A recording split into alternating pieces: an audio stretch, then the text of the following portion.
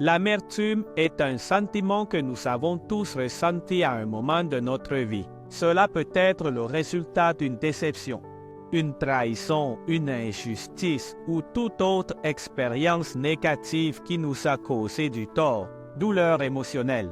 L'amertume est un sentiment qui peut grandir et devenir une attitude qui nous consume et peut nous éloigner de la paix et de la joie que Dieu souhaite pour nos vies.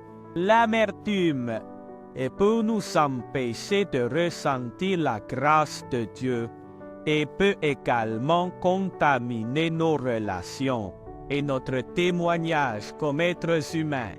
Mais alors, comment pouvons-nous éviter de cultiver l'amertume? L'attitude de l'amour de Dieu nous en dira beaucoup. Voici 2 conseils pratiques pour surmonter l'amertume. Numéro 1, pardonner à ceux qui nous ont fait du mal. Le pardon est la clé pour nous libérer de l'amertume. Jésus nous enseigne que nous devons pardonner à ceux qui nous ont offensés, pas seulement une seule fois, mais jusqu'à 70 fois 7 fois.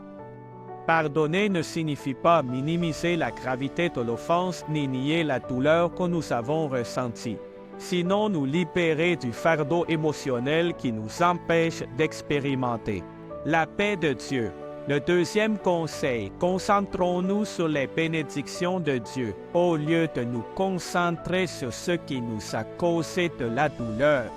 Nous devons nous concentrer sur toutes ces grandes choses que Dieu a faites dans nos vies. Nous devons nous rappeler que ce Dieu est aimant et miséricordieux sera présent pour toi et pour moi, pour nous entraider et surmonter toutes les difficultés qui nous ont menés sur ce chemin terrible de l'amertume. Par conséquent, rends grâce à Dieu pour les petites ou nombreuses choses. Cherche les conseils et l'aide des autres. L'amertume peut être difficile à surmonter seule, mais il est important de chercher des conseils, surtout ceux de Dieu, et d'aller de l'avant. N'oublie pas ces conseils pratiques. Ce sont des paroles de vie. Prenez garde de peur que quelqu'un échoue à obtenir la grâce de Dieu, qu'aucune racine d'amertume ne pousse et ne vous dérange, et dont, elles, beaucoup seront contaminés. Hébreux 12, 15.